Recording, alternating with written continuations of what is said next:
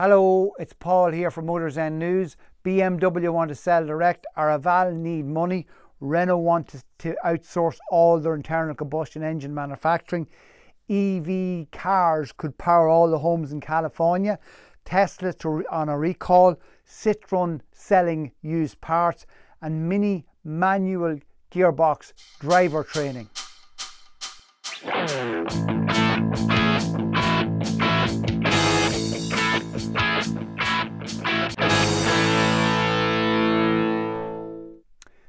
BMW wants to sell its cars direct to its customers and not have to go through its dealers. They reckon they're going to start rolling this out in 2024 with Minis and get to BMWs by 2026. They are in what they describe as constructive talks with their dealers at the moment about putting these arrangements in place. Interesting, we spoke about this last week about Mercedes already doing this in the UK. So clearly this is a new path that's been taken by all these manufacturers. Interesting thing about this is they wouldn't be able to do this in America, or certainly wouldn't be able to do it easily, because there's restrictive practices in America that mean that the manufacturers have to, by law, go through the dealers, or certainly in most states. But those type of things don't exist in Europe, so it seems like it's relatively easy for the manufacturers to be able to go direct to the customer and not have to use the dealer. So what the role of the dealer is going forward is really not clearly defined yet. Araval is an electric van and bus manufacturer, doing a lot of its manufacturing in the UK. It has just come out and says that it cannot manage to raise sufficient money on the market to keep going. It's not making and can't make a profit from its vans and buses at the moment, so it's about to slash its workforce in the UK, and it's going to move some of its manufacturing in the UK to its US subsidiary. And the reason it's moving it to the US is because they are getting subsidies to build electric vehicles in America. It's hoping that this move, and will you get this, it's hoping that this move will manage it to free up enough cash to keep it going into third quarter of next year.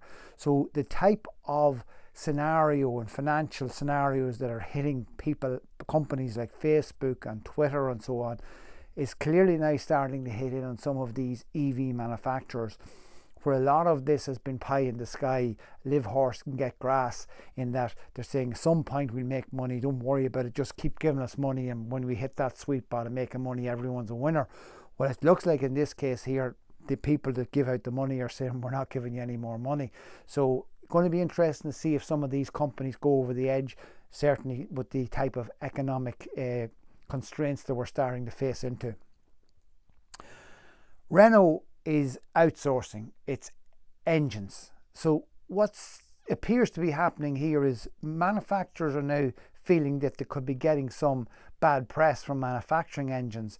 So Renault has decided that they're going to outsource their internal combustion engine manufacturing to Geely in China. They are not going to build engines anymore. But Renault are doing massive changes within their company. They're splitting into 5 companies. Alpine Sport, which is going to be a separate brand, which we've clearly seen with the Alpine car that they reintroduced the Alpine car, and then also Alpine brand has been brought into F1. It was Renault F1, but now it's Alpine F1, so they're building the brand through F1. They're building a separate financial services company, they're building a separate mobility and recycling company, and they are joining up in a joint venture with Qualcomm to develop what they describe as a software-derived electric vehicle, which are going to launch in 2026.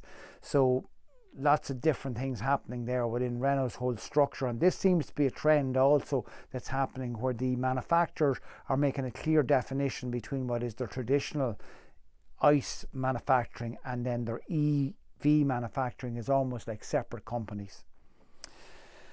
Interesting study coming out from California from the Natural Resources Defense Council. Okay, and what it's saying is it's predicting, or it's expecting, that there will be 14 million EVs in California by 2035. And what it's saying is that this will have a positive effect on the electric and the electric grid and the whole electric structure in California by that time, because what it's saying is that those 14 million cars could power Californian, all of the homes in California for 3 days. So this has been called bidirectional EV technology or charging technology.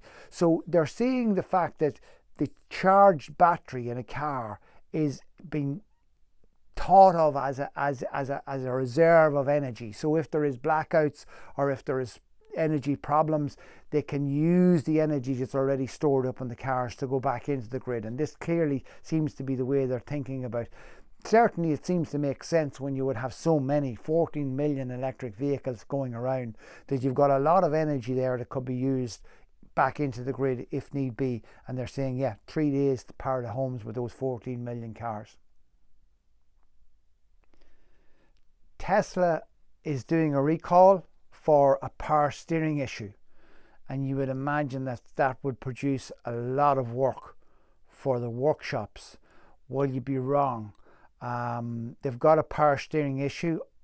They're saying that they've got an issue where the power steering stops working over bumpy ground.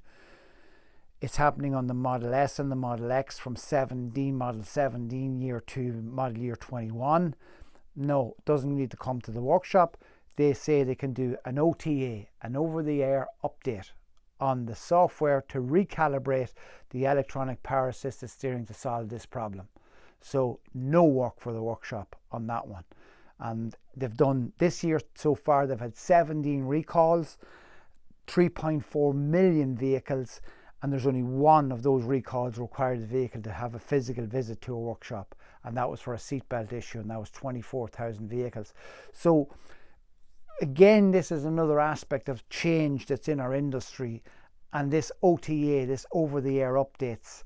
How much work has it removed from workshops, removed from the industry, removed from the aftermarket as a result of having this capacity to do the over-the-air updates? Now, talking to some of the guys in the dealerships here who are having to spend maybe 6 or 8 hours to do a software update for a car in workshop, I'm really suspicious as to how this works on an over-the-air network that might be not that stable or not that reliable, certainly in Ireland. But certainly it seems to be working for Tesla, and it's reducing an awful lot of vehicles having to come to the workshops because they don't really have a lot of workshops.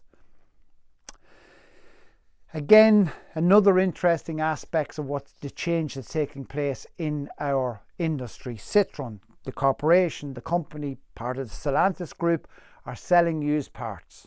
Yep, they're end of life. They've got an end of life factory in France. They're bringing back Citroën vehicles. You can buy body parts, lighting parts, electrical, electronics, engine, transmission, suspension, all original, and in this briefing dismantled by a Citroën trained technician. Like, you need a Citroën trained technician to be working a breaker's yard, but that's not how this has been termed. It's all Citroën. It's Citroën are bringing the car in, Citroën are stripping the car down. The guy that's stripping the car down is a Citroën trained technician. It's all very interesting the way this whole thing's panning out at the moment. 70% less than the brand new part is what Citroën are saying. So what does this mean? That Citroën are going to take up the space of breakers? Interesting times ahead, guys. Another interesting story, and sometimes I feel, look, I'm just an old man that likes things the way they used to be, and one of the things I like is a manual transmission, and one of the reasons I like it is because I get a lot of fun from a manual transmission. And of late I've been thinking, well, I'm just an old fuddy-duddy who likes stuff that's old. Well, you're all wrong, because Mini USA are launching a manual driving school. They're doing it in their Mini BMW Performance Training Center and Test Track in California. They're going to run a course to teach people how to drive manual vehicles. So what I've been saying is right, and what BMW are doing is to say, right, we want people to enjoy the fun of driving. The Mini is regarded as ranked as the most fun brand in the USA. And they're introducing manual transmissions back to the Mini range from November going forward. They're bringing people to location. They're training them to find the friction point on the clutch, smooth stop starts, accelerations, and when they're finished, they're going to be tested on a time course. Focus on the enjoyment of the drive. That's what the buzzword is here. So yeah, it's interesting again because we've been hearing and we're listening and we're seeing that manual transmission is gone, but it has a role as a fun part of driving. And that's clearly defined in what's happening with Mini in America. They've clearly defined that driving a manual car is fun, and they're actually having to train people to get them to the point where they can enjoy this aspect of driving and this aspect of driving a Mini. Yeah, that's it for this week's show. If you could, usual story, like, comment and subscribe if you could, please. We've just launched on TikTok. We're trialing stuff and trying stuff out.